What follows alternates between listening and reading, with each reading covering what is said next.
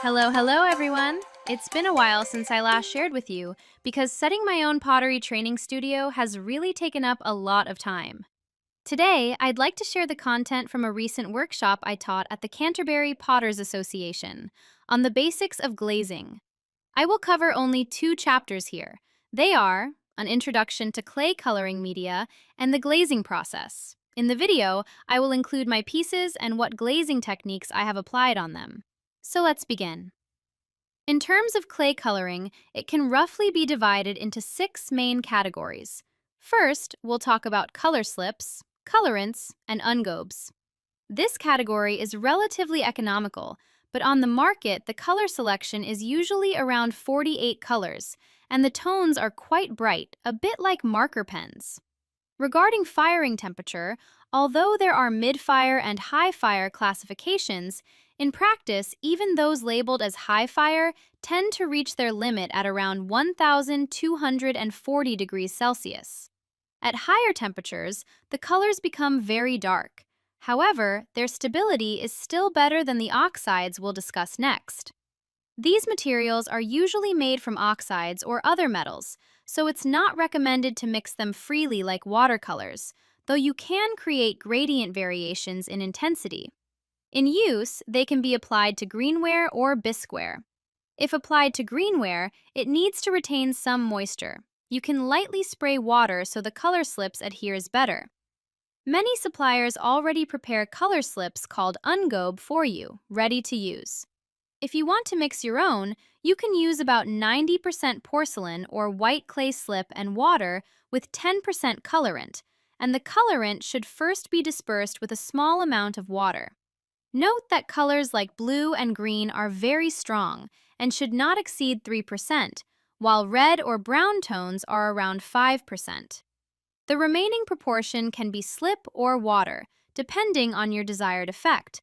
If you want a more textured result, use more slip. If you just want the color, keep more water and less slip. Generally, if you want to completely change the color of the clay body, you'll need 2 to 3 layers. For example, this Maya calendar I made uses 3 layers of brown and black to cover the original clay color. Whenever you apply ungobe, or before glaze firing, it's recommended to apply a layer of transparent glaze at the end so the color appears brighter. Next are oxides, often used as washes. Common ones include iron oxide. The usual method is to apply it to the recesses with dammed brushes and wipe off the oxides from the surface with a sponge, leaving the color in the recesses and enhancing the details. Oxides have very rich color variations. For example, iron oxide can produce yellow, red, brown, or even black depending on temperature and proportion. Copper oxide is also interesting. It appears green in an oxidation atmosphere, but can turn red in a reduction atmosphere. Next is overglaze decoration. This is widely used in jingdezhen in China, including gold, silver, mother-of-pearl types of lusters, and enamels. It is applied after the glaze firing and requires a second firing. It usually works best on a smooth, glossy glazed surface. Such surfaces are difficult for the decoration to adhere to, so mediums like emulsified oil or camphor oil are used to help it stick. When using it, note that some materials have strong odors and release fumes, so wearing a mask is recommended.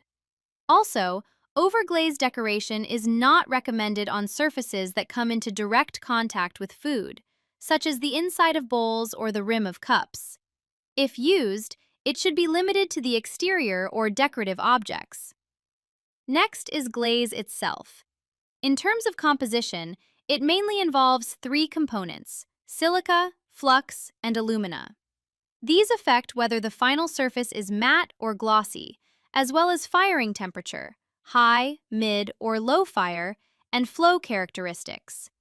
For example, the crystalline vase I am showing in the video is extremely running and requires very long time of high heat to make the chemicals react and become crystalline patterns.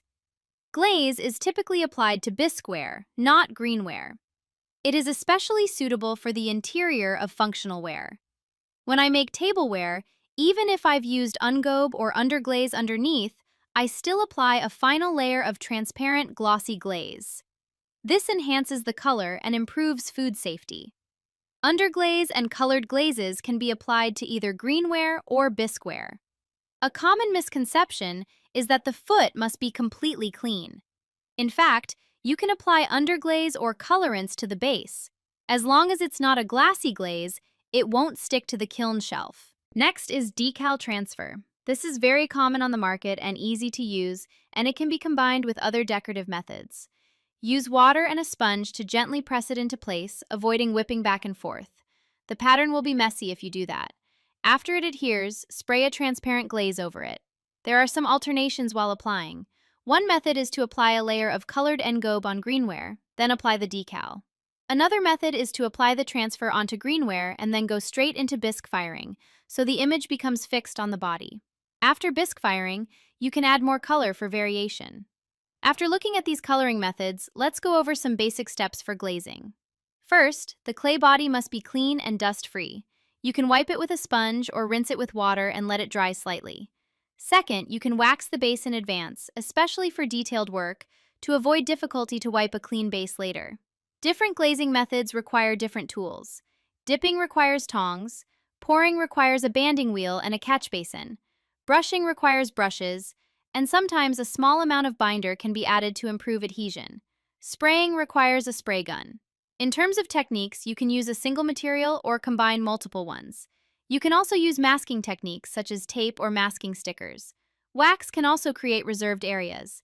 There is also carving, sgraffito.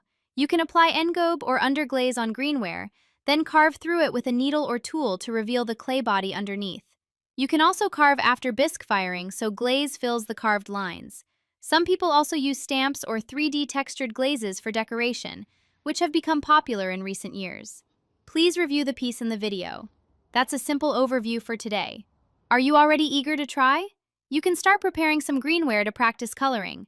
Have fun and see you next time.